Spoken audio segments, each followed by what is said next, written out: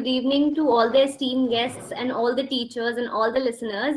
सबसे पहले मैं ग्रेजुएट स्कॉलर्स टॉक सीरीज को कंग्रेचुलेट करना चाहूंगी for completing one successful year and thank you कि आपने मुझे ये अपॉर्चुनिटी दी कि इतने ऑस्पिशियस ओकेजन पे मैं अपनी टॉक दूं. So thank you so much. खूबसूरती की कोई सीमा नहीं होती, कोई नियम नहीं होते, कोई रंग नहीं होता. खूबसूरती तो एक आईने की तरह है जिसमें केवल बाहरी सतह समा सकती है. Good evening, everyone. I am Divya Tyagi, and I wish to talk about the most important quest of modern times, the search for beauty. Feminine beauty ideals, physical features का एक ऐसा सेट है जो महिला के शारीरिक आकर्षण को बढ़ाने के लिए सोचा जाता है.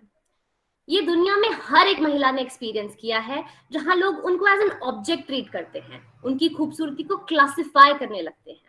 And my talk is about the discrimination women face due to the physical appearance and ideal beauty standards. दुनिया में काफी लोग हैं who say beauty saves, beauty heals, beauty motivates, beauty unites, beauty returns us to our origins. And here lies the ultimate act of saving, of healing, of overcoming dualism. But my question is, what is beauty? In the distant past, Sappho, a Greek poet, stated that what is beautiful is good. Aristotle stated, beauty is a greater recommendation than any letter of introduction. And Thomas Mann in Merchant of Venice stated, beauty alone is the only form of the spiritual which we can receive through the senses. On the other hand, there are feminists like Naomi Wolf that state that beauty as an objective universal identity does not exist, and that the images that we see around us are based upon myth. But a positive attitude or positive view of beauty, as believed by many, can be that the evolutionary reason we place so much value on appearance is that looks have been a reasonable and sometimes solitary guide as to what is good and bad for us. Appearance reflects our reality. It is the source of information for everything. But is that a myth too? You must decide. Even in our modern day, the definition of beauty remains elusive. If I ask any of you today to define beauty, I am certain that it would be one difficult nut to crack. अगर मैं यहाँ किसी से भी पूछती हूँ कि आप किसी को खूबसूरत या ब्यूटीफुल क्यों बोलते हो, तो आपके पास कोई रीजन नहीं होगा, क्योंकि हम बस देखते हैं और बोल देते हैं कि yes, this person is beautiful, without even questioning twice why. हम सोचते ही नहीं हैं कि what exactly is our thought process, and the reason is that we can't define beauty. But when beauty walks into the room, we all know it, which directly implies we only see what's on the outside and nothing else. And this has corrupted our mindset, and we are all guilty of it. I did a survey and asked a few people how they define beauty, and I got similar answers from each one of them. I will quote. Beauty is inner beauty, self-love, doing what makes you happy. Beauty means feeling comfortable in your own skin and appreciating your imperfections and being confident about your body and scars. Basically, accepting your true self. And a very few people gave honest answer as to whom they consider beautiful. Because the reality is, in our present time, beauty no longer resides inside. It is completely outlying. Our reaction to beauty may be automatic, but our thoughts and behaviors are ultimately consciously controlled by society, by social media, pop culture, and so on. Being thin is the biggest emphasis on people today to be considered beautiful. Society keeps pushing the emphasis on having a lighter complexion or to be taller. Through magazine, ads to lose weight, hundreds of diets to aid in this fight against fat, thousands of fairness creams available in the market, and all our peers and family commenting on us and suggesting to improve our physical features and search for beauty. हमने हमेशा से यही सुना है that beauty provides a status, and those attractive women carry privileges around their person. Beautiful women are more likely to win arguments and persuade others. Other people try to please them, and people will divulge secrets to them more often. Beautiful women tend to be more at ease socially, more confident, and less likely to fear negative responses to them. They are more likely to think that they control their own lives. It has been shown that beautiful women tend to feel entitled to better and quicker treatment when being served. This is what we've been taught by our elders in modern cinema. But again, the question is why? Why do we need to be beautiful to be more confident? Who decided these norms and when did this start? Well, to answer these questions, we need to go back in history. अगर मैं बात करूं Indus valley या फिर Harappan civilisation की, तो वहां हम एक स्कल्पचर मिला डांसिंग गर्ल का, जो आप देख सकते हैं मेरी पीपीटी में भी. इसे डिस्क्राइब किया गया है as a young naked girl, her hand on her hip in a half impudent posture and legs slightly forward. Archaeologist Gregory Purcell said, "We may not be certain that she is a dancer, but she is good at what she did and she knew it." हम नहीं जानते कि what exactly the sculpture represents, but we call it a dancing girl क्योंकि that's how we see women, just as a source of entertainment. एक Indian historian Madhukar Keshav दवालकर ने अपनी book modern figurines during 4th to 2nd century BC में sculptures की बात की है. He talked about the first images of women in India, and the images represent women with large breasts, wide hips, tapering legs, and women in these female images are described as stiff. However, half a century later, images of women in sachi female bodies contorted into the S-shaped curve. And then later, in sculptures में women body को जिस तरह portray किया जा रहा था, उसमें और भी कई सारे फीचर्स एंड प्रोपोर्शंस ऐड हो गए. They had been standardized, such as the eyes were placed 2/3 of the way up of the face. The bottom of the breasts were placed 1 head's height below the chin. The whole figure stood 7 heads high, and there was a fairly use of a fairly round face. It indicated that the artist ought to be trained to make them, because these proportions were not the natural features of Indian women.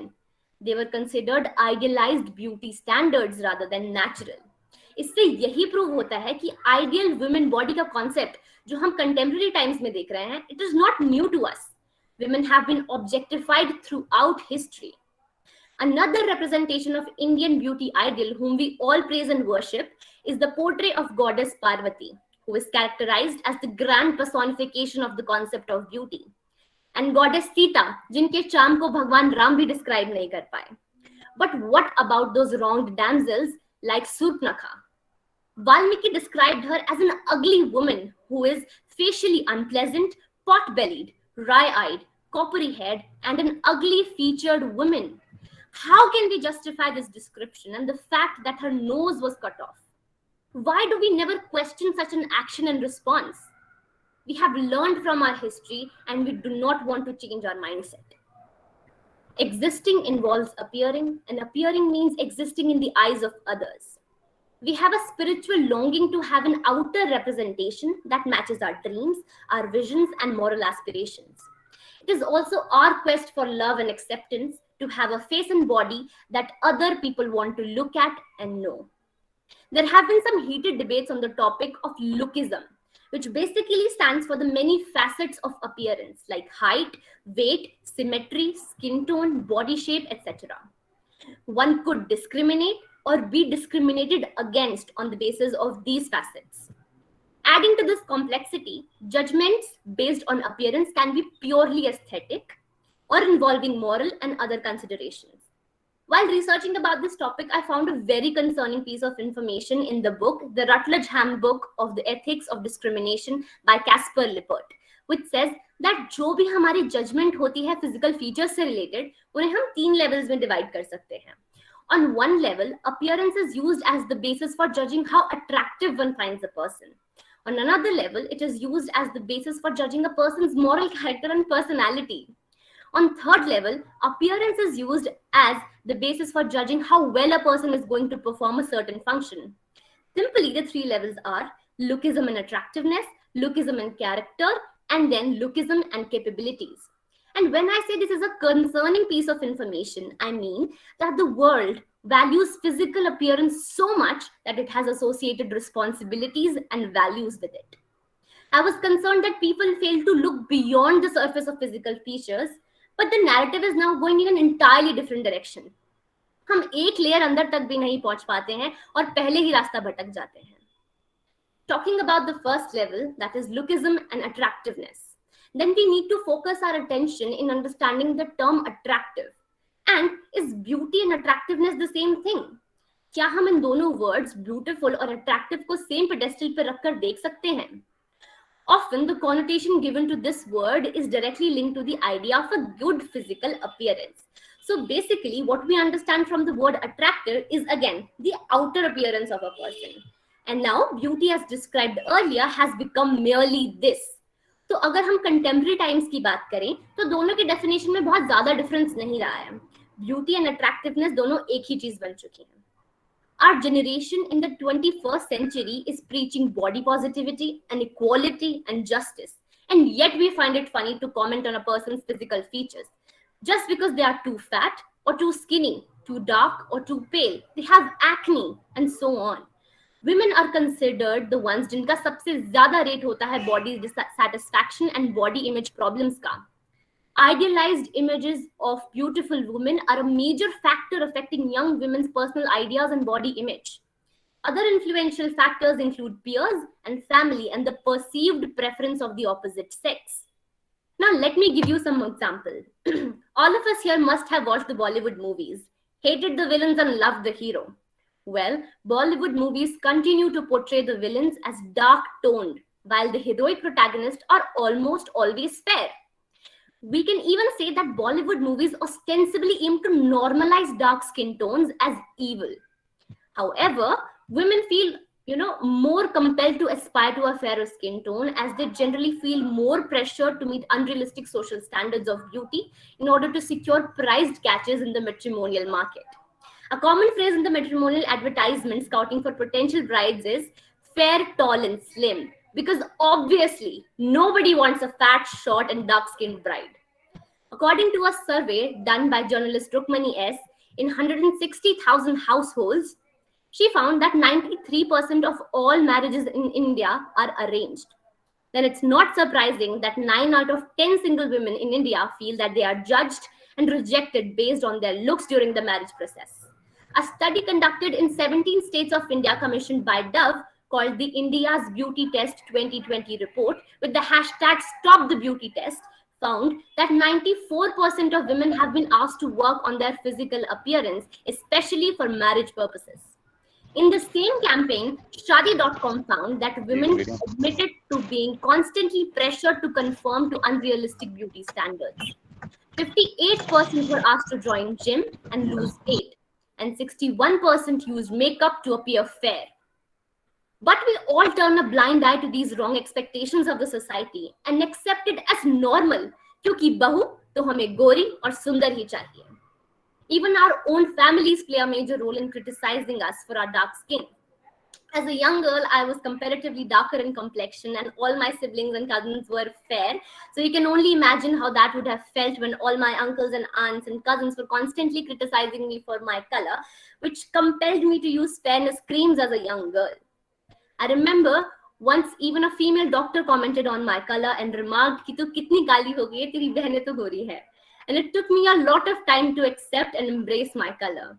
But I felt so ashamed, not of my color, but of the fact that being an educated fellow woman, she chose to criticize me. And that is the reality of our society. Now, let me bring your attention to the most discriminated section of women, the Northeast girls. I am aware that the Dalit girls and South Indian women face discrimination based on physical features as well, but the Northeast women are the most discriminated. A study commissioned by the Indian Council of Social Science Research found that 78% of the people from the region believed that physical appearance was the most important reason for prejudice against them, as they are often addressed as chinkies and momo. The study revealed that the hate crime and racial discrimination against women from the Northeast is deep-rooted even in the cosmopolitan cities. Most of them face problems while renting a house. Even in restaurants, they faced issues forcing them to eat mostly in eateries run by people from their own communities. They faced discrimination even to enjoy the most basic functions of life, like having a roof over their head and food in their bellies. उनकी condition already खराब थी and we are all witness to the fact कि कोविड-19 pandemic की वजह से उनकी condition और भी ज्यादा खराब हुई है. A series of attacks were reported in various parts of the country where people from the region were harassed, abused, and traumatized, and were disappointingly called coronavirus. Many Northeast girls were even spat on due to this. Now tell me, Where do equality and justice stand when the women of our country don't feel safe in their own skin just because the society can't look past it? Coming to the next level, lookism and character. Well, how many of you know a friend that is fat? I'm assuming a lot. And if I ask you how many times you have called that friend Moti, I believe that all of us will be guilty. It may be fun for us, but it is equally devastating for them, because being fat doesn't only imply that the person eats too much, it implies that they feel embarrassed with their body. Obese women frequently feel overwhelmed and disheartened by the publicity about their condition, because now they are regarded as sick and society wants to assist them to find a solution. The society thinks कि बार बार मोटा बोलने पर या exercise की tips देने पर या weight loss की होम रेमेडीज बताने से they are working as a helping hand. And when those obese women lose weight under pressure in order to fit in the society, then the society thinks that it was their constant effort that motivated them to lose weight.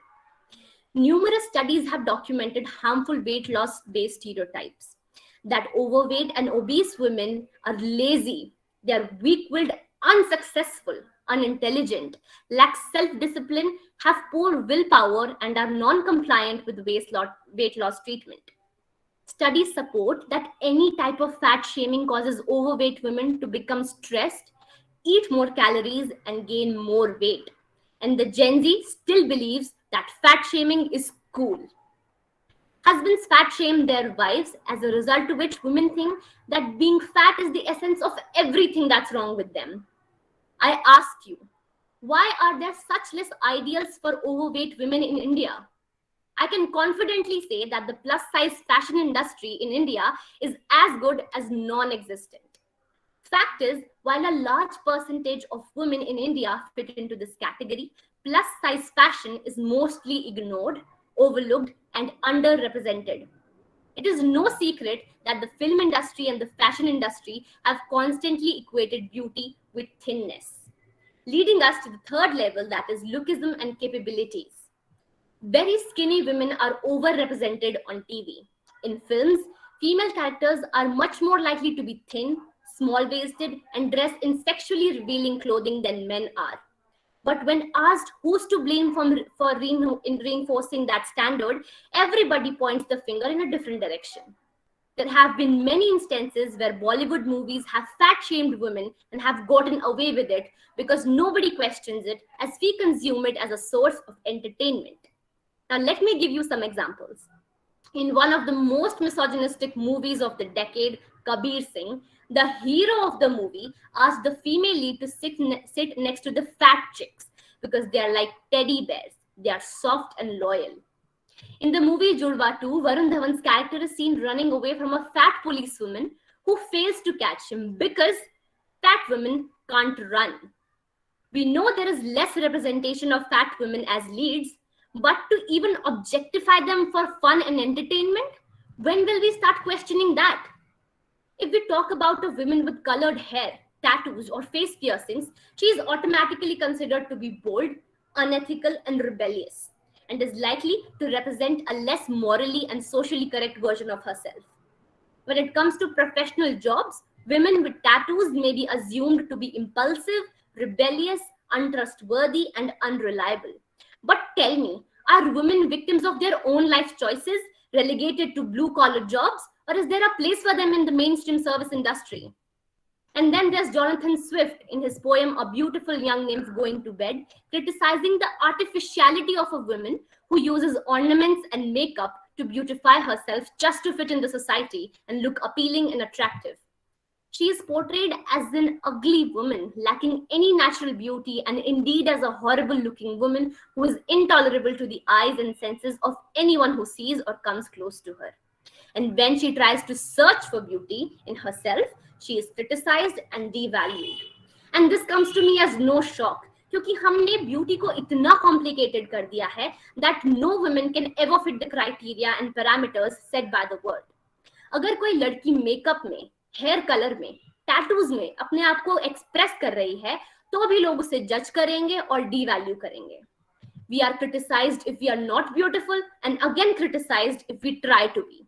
And there's no other alternative. When we evaluate judgments about functional capability relating to appearance, one critical issue is that appearance is not connected to having or lacking talents, skills, and values. But these myths and stereotypes in the society are so deep rooted that we lose sight of reality and accept whatever we see. Tulsidas ji ने कहा था, चिति जल पावक गगन समीरा पंच रचित अति अधम शरीरा, basically meaning that पृथ्वी जल अग्नि आकाश और वायु, इन पांचों तत्वों से यह अत्यंत अधम शरीर रचा गया है. Then why did we change our ideology and mindset to view women? Why only physical appearance matters now? Well, appearance are in fact perceived as individual characteristics. Moreover, some of them are perceived as controllable, which justifies the unfavorable treatment of women who do not fit the norm. If a woman's appearance is slightly different from the accepted normal, then she is viewed as defected. Women talk about other women in a far more critical and a lot more vicious manner. They feel embarrassed to compliment other women, but empowered to bring them down. We bring ourselves down. We always fail to understand that if we are the victims of such discrimination and lookism, then we are the abusers as well. Either intentionally or unintentionally, we have contributed our fair share in propagating lookism, and as a consequence, compelled fellow women and ourselves too to question their and our beauty. In a poem Mirror by Sylvia Plath, she explores her own fears regarding aging and death. The mirror insists that it objectively reflects the truth, a truth that greets the woman who looks in the mirror each day as a terrible reminder of her own mortality. She searches the mirror for an image that reflects the way she sees herself and feels inside, yet finds only an increasingly older woman staring back. And for us, mirror works as the eyes of others, constantly watching only our outer self and telling us that we are nothing more than that, even if we feel so much inside. The quest for unattainable beauty ideals and perfect body shapes is implicated in the high incidence of eating disorders and low body image among young girls and women all over the world. Women have a close relationship with their bodies since they have been looked at as an object of sexuality and their bodies treated as a medium of culture.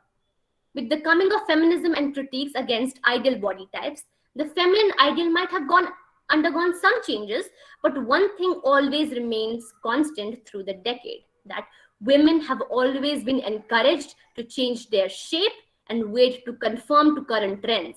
Through the ages, women have undergone pain to conform to the current ideal. If body shaming is too frequent or has more impact due to any reason, it leads to anxiety, depression, and social isolation. Constant negative remarks make women anxious to the extent that they suffer from panic attacks and depression phases. Body shaming has been reported to lead to eating disorders like anorexia, where a person starves themselves obsessively to lose weight if they are too fat. Disturbed eating attitudes and behaviors affect about 25 to 40% of adolescent girls in India. And there is a belief that eating disorders are a Western problem and one that does not occur in India. This in itself is a barrier to diagnosis, as it adds to the stigma associated with the conditions and discourages sufferers from coming forward. It is for this reason that specific conditions are far more difficult to account for in India. And therefore, eating disorders do not have any official figures, are all but unstudied, and those who have them may be suffering in silence. Staying fit and healthy is one thing, but trying to fit into standards of other people that are defined by unreal parameters can lead to an even unhealthier life and body, physically, mentally, and socially. And the saddening truth is that there are no laws to protect and safeguard women against lookism. However prevalent, this form of discrimination is rarely challenged in court. It is difficult to prove, and so appearance discrimination is in a way tolerated and has reached the point where it feels normal. We should take inspiration from nations like France. The Defender of the Rights has issued several recommendations to employers regarding physical appearance at the time of hiring or during their career, which may relate to the way of dressing, hairstyle, facial hair, the requirements of size and thinness, and body modification through tattoos and piercings. क्योंकि उन लोगों को lookism based complaints आती थी. But in India, people suffer silently when it comes to appearance discrimination, as they have accepted that they deserve to be treated wrongly. The stigmas and mental issues associated with appearance have created a black hole inside the victims, where their strength and courage are being pulled in, and they fear to question the beauty standards because they seem so perfect. I won't deny that there are some rays of positivity with movies like Dam Laga Ke Haisha and the inclusion of all skin shades and body types in the K Beauty campaign by Katrina Kaif with the hashtag It's K to Be You, which are empowering women and their ability to succeed. But it's a single step in a journey of thousands, and we still have a long way to go. India में right to equality तो हमारे constitution में भी है, but it doesn't talk about the physical features. It doesn't talk about the discrimination women face due to the concept of beauty. But सिर्फ constitution को blame करना भी सही नहीं है. We need to hold the people accountable who have created such stereotypes and followed them through all these years. But the irony is कि हम ही वो लोग हैं जिन्होंने ये stereotypes बनाए और follow किए. We are the ones who should be held accountable. दूसरों के लिए तो बहुत दूर की बात है. We have even wronged ourselves. पूरी दुनिया का अपना एक अलग और सब्जेक्टिव नोशन होता है ब्यूटी और फेमिनिज्म को लेकर. And in this talk, I don't wish to give you suggestions to help improve the quality of life of Indian women or give you ideas on how to change the current beauty standards, because changing them isn't a walk in the park. It's not that easy. But I will urge you to question yourself and self-introspect. हम सब जानते हैं that we are both the victim and the abuser, और अगर हम change लाना चाहते हैं तो उसकी शुरुआत खुद से होगी. First, we need to accept ourselves. अपने आप को खूबसूरत मानना होगा by owning up to our scars, marks and fears. We need to allow ourselves to break the myth and change the corrupt mindset of the society. क्योंकि अगर हम ये stereotype create कर सकते हैं तो break भी कर सकते हैं. So that women can finally get freedom from the inaccurate beauty standards of the society. मेरी आज की टॉक खत्म हो गई है, बट इसका मतलब ये नहीं है कि हमारा सर्च फॉर ब्यूटी भी खत्म हो गया है. Beauty standards related to men and many other aspects are yet to be discussed, probably in my next talk.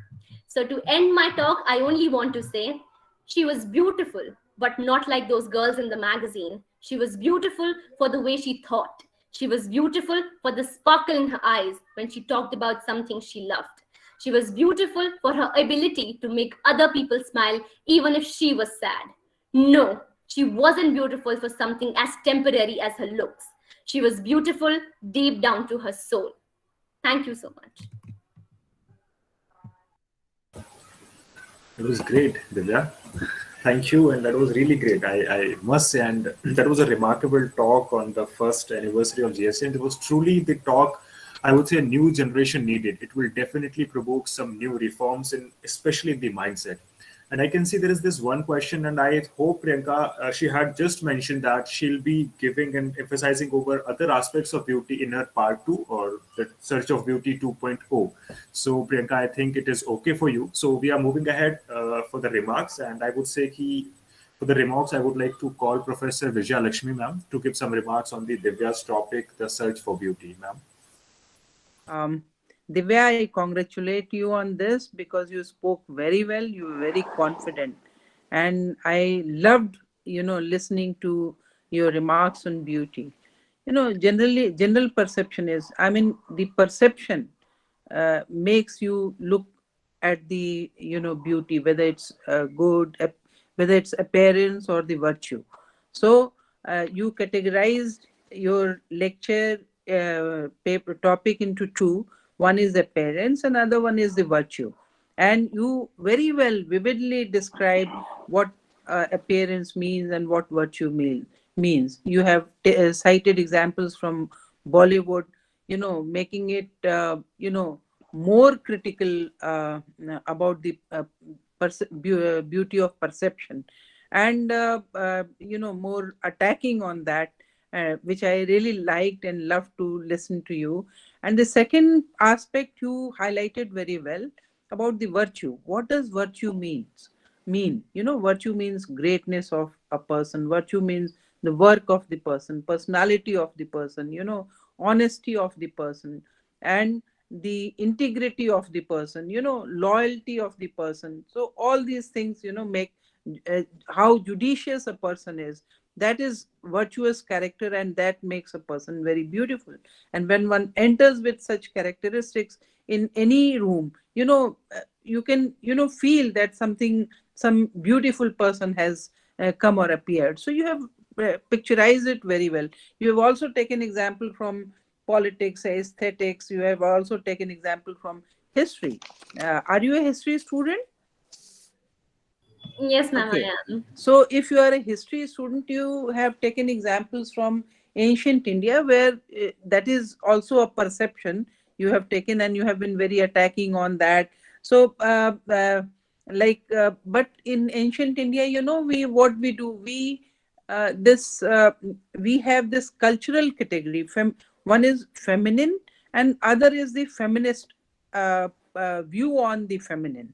So when we are talking about Bronze Age civilization, or hoary period of ancient times, it is the perception, whether we are talking about the feminine or the feminist. So you have taken a feminist viewpoint, and that is okay. I mean, as I said, that there are perceptions. Your perception was very strong on the cultural aspect of India, and that's okay. It's your perception. You talked about body as an object in ancient. This was a patriarchal society all through, not only in India, all through the world. We have been, dealing with this patriarchal attitude of people. So in Harappan period, or in 6th century BC, or Kushan period, or Gupta period, Kalidas, see Kalidas, how he has picturized the beauty of or softness of Shakuntala. So how we perceive, if we perceive beauty, I mean, and he has equated Shakuntala's beauty with nature also. So uh, of course, what happened with Shakuntala, if the story goes or the narrative goes, it's atrocities on her, that King Dushyant leaves her and comes to the throne. So but the when Kalidas is describing Shakuntala's beauty and comparing it with nature, it was entirely different thing in his mind. So again, it is the cultural perception which we take, and also about the tribal population. How do we describe the clan? How do we describe the caste? So we take the physical features first. So the if flat nose, it is from the tribal area. Black color is equated with the region. So if you talk about this disrespectfully, then it is really kind of discrimination. When But if you are describing the features, historical features, just to distinguish one region from another, one caste from another, because that was the cultural aspect of history, which we also look differently when we are reading history, ancient history. So, and what we tend to do is, I'm just giving you, since you are a history student, that we try to look ancient India from modern eyes, or modern point of view. So, which will break the beauty of ancient times also. So that also we have to see. One, because I am from ancient India, that's why I'm saying you this. But otherwise, how you have taken this whole thing, the perception on beauty was beautiful. Simply when you are describing how people have discriminated virtue against the physical beauty of female, and color of the female, or the body of the female, or not looking into the real aesthetic qualities into women. So that was very, very, very important, and that is the need of, and the hour, that people should understand what beauty is. And you, at such a young age, you have collected so many information, and you have prepared this paper. It is really amazing. I must say, I'm hats off to you. You and the way you spoke about this, as if you are feeling this. So it was very, very encouraging for. I think it's very encouraging for other students also. You have taken the lead, and I wish you all the best for all these things, because I think time is running short. Someone else may have to speak. So I would like to meet you. You are a beautiful woman, and you have presented this paper so beautifully that I'm really, really impressed with you. Thank you so Thank you, much. all of you, for listening to such a beautiful paper and being patient with it, so that you could learn what Divya has spoken. So Ma'am, thank you very what much. about, I ma'am, what about as a PhD student? I'm just joking. What about as a PhD student after two or nahi, three nahi, years? sure, but she has to go through post graduation first to become a PhD student. And So, then not only but this, yeah, she is amazing. I must say, she has spoken so well. I'm really impressed with her. One.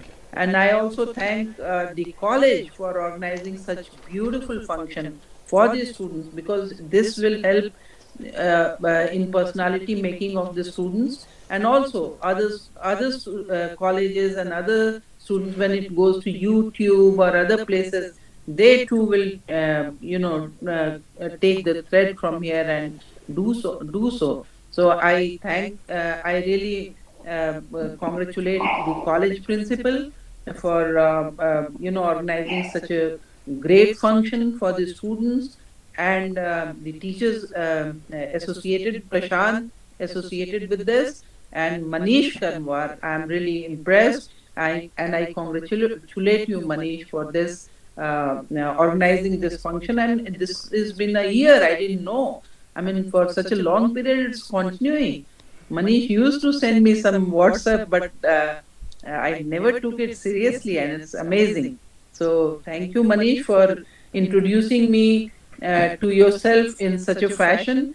You will do very well in life. I know life has moved on, but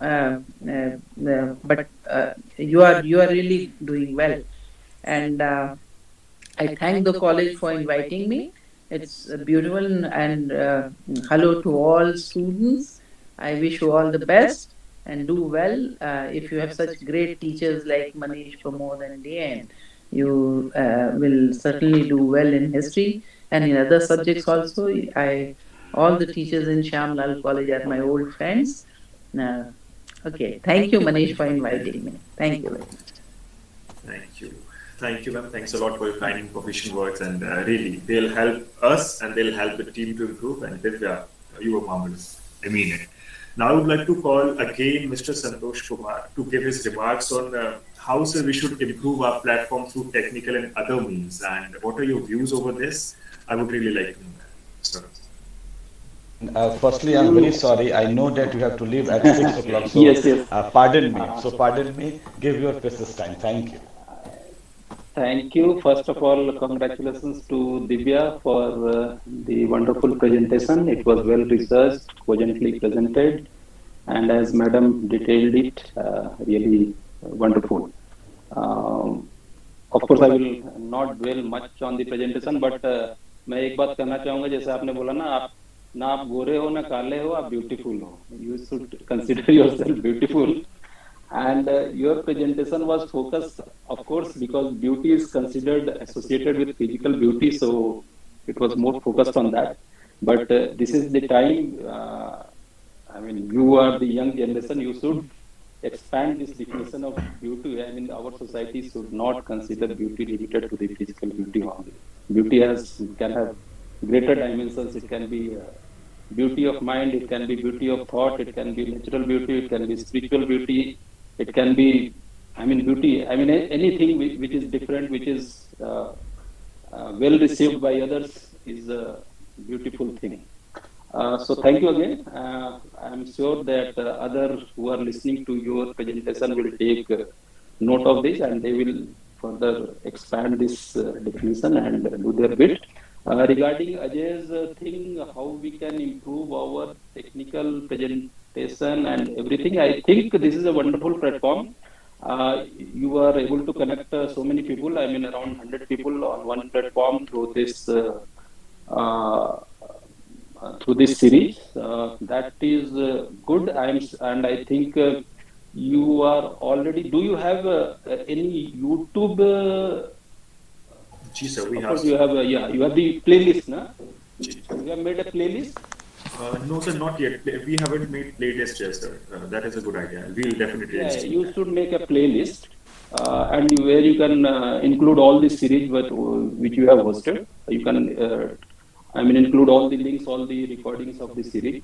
So at one click, at one location, anybody can access your all the presentations done so far. And of course, if you have any Twitter or Facebook platform, you can also publicize it through it, through sharing it on regular basis. After every presentation, you can share it so that it is received widely. It should not be limited to your society or the people who are associated with this series only.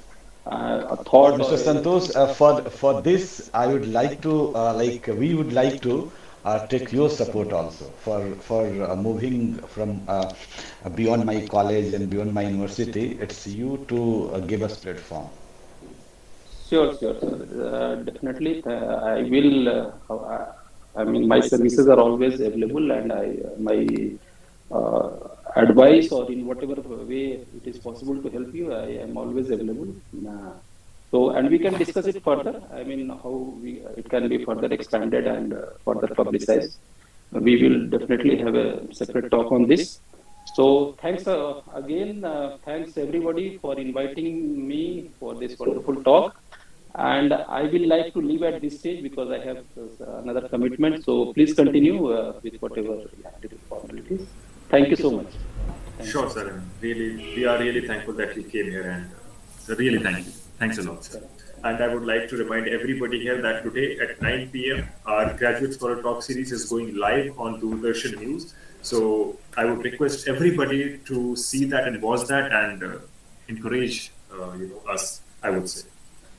So as the history lover, as I always say, believe in continuity and change. Therefore, I would like to call Ms. Kashish Singh, who is the next Sunday's speaker, and she'll be speaking over the parallel cinema from Multiplex to Netflix. Ms. Kashish, please brief your topic to our audience and our budding listeners. Thank you so much, Ajay. First of all, a very warm good evening to all present here. First of all, I would like to give a heartiest congratulations to the GSTS team on their completion of 1 year and wish them very good luck for the forthcoming years as well. Also, I would like to thank the speaker of today, Ms. Divya Tyagi, for putting up such a useful talk. So thank you so much, Divya. Then coming back to me, I would like to give you all just a brief about the next week talk that is on parallel cinema, a genre from multiplex to Netflix. So as I promised by me in the previous talk that I will be surely coming with its second part. So here I am. And in this talk, I will be discussing particularly about the development that took place in the cinema after its decline in 1991 due to globalization and several other factors, in which first of all, I will be discussing with you how this parallel cinema has attained a kind of new nomenclature by the name of new indies. And how is it different from the prior parallel cinema that we have talked? We will be also getting to know of its radical, refreshing and revolution content and plot lines that are created now. Thirdly, we will get to know how this cinema is kind of confronting with the censorship issue. Then we will be also driving on the road to go from multiplex to Netflix to get to know more about the funding, distribution and exhibition process of these typology movies. Last but not the least, we will do a concise case study on some essential new indies that are produced in the contemporary times. So stay tuned on the 13th of Feb, sharp at 5 p.m. for the next talk to kind of imbibe yourself with a composed knowledge about the topic. So please be present. Thank you so much.